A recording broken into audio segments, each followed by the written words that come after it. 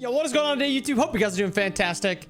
Smite 2 is officially in closed beta. I was going to say out. It's officially in closed beta. And now you guys can finally get your hand on it, start playing around with it. I want to talk about the Conquest map, describe to you guys, tell you guys about all the things that there is to do on the Conquest map. Where do you start? How do you know where to start? This will be a pretty beginner-friendly video, but there will be some information that a lot of you can learn also. So I ripped this map right from the Smite 2 website. The only issue is I couldn't find one without something highlighted. Something was always highlighted. So unfortunately for you guys, this little tower is going to be highlighted in the middle. So this is the map. This is the chaos side, the red side. Order side is the blue side.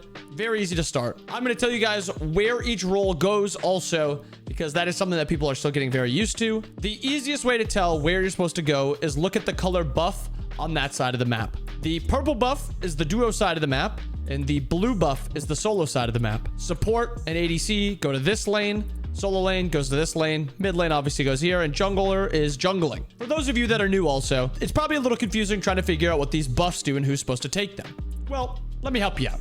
The purple buff gives intelligence and strength, and usually this goes to the ADC, but sometimes the support can take it. The yellow buff, the speed buff, goes to the jungler. This gives movement speed and a small heal after killing camps when it starts to get leveled up. The red buff, usually a mid lane buff, does a tick damage on the enemy for a % max health. And the blue buff gives mana regeneration, and it usually goes to the solo laner. Lastly, these camps down here and up here in this area are the bat camps. And these bat camps spawn shields that do stack with each other. So you can get all four of these. And if you don't take a lot of damage from, trying to kill them, you will actually get shields that stack for all of them. Another thing to know is the more you kill these buffs, the more they will evolve and become stronger. More strength and intelligence here, more healing here, more damage here, more mana here, and then bigger shields here. These two camps are the mid camps. So they ended up switching around these mid camp buffs a little bit, along with this skull buff right here. There is no updated one unless I ripped it from the actual game, but I thought it made a little bit more sense to have a better quality map. This buff is now a randomized buff. So this on duo side of the map, along with this buff right here on solo side of the map, are randomly spawning one of these buffs. The cool thing about these is if you get these, they will put XP towards evolving your own buff. So if you have purple buff here, purple buff here, purple buff here, you invade the enemy's purple, you secure your own purple, and then you drop this buff, which is also a purple buff, your next purple buff will be level 2. And as I said, the more you get these buffs, the more they evolve, and the stronger they get. This buff right here by the Gold Fury Pit is now an Oracle camp. That drops a ward on the Gold Fury that gives you vision of that area for a certain amount of time. When you destroy towers, they do not respawn. When you destroy phoenixes, they will respawn after a certain amount of time, and it's as that bar fills up. When they respawn with a lower amount of health. It slowly heals back up to 75% health, but it cannot heal above that 75% threshold. So once you kill one phoenix, yes, it can respawn, but it will never respawn as strong as it was at the beginning.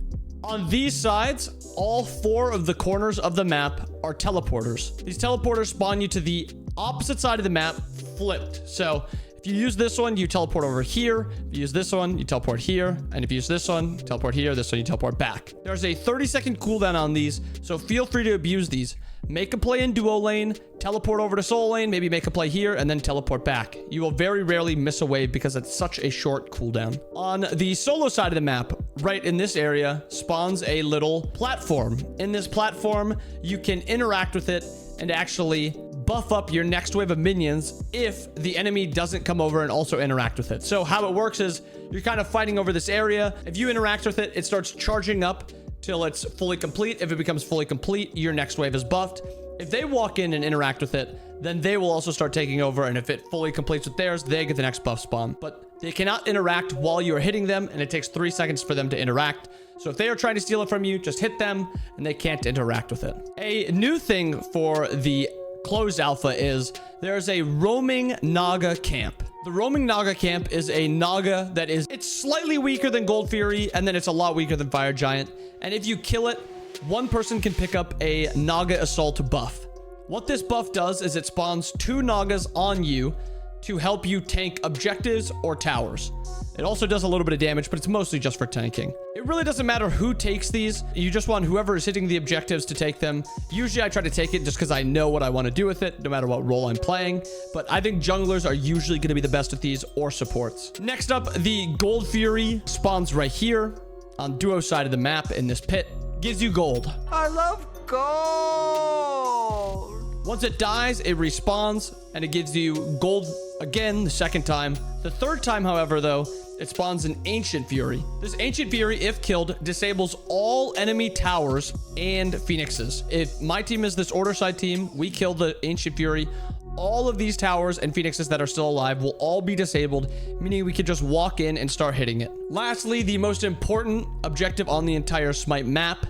Actually, maybe it's contested because of how strong Ancient Fury is, but the Fire Giant. The Fire Giant buff, when defeated, gives a massive buff to everybody on your team that is alive. So this is not a one-person buff. This is a whoever is alive on your team buff.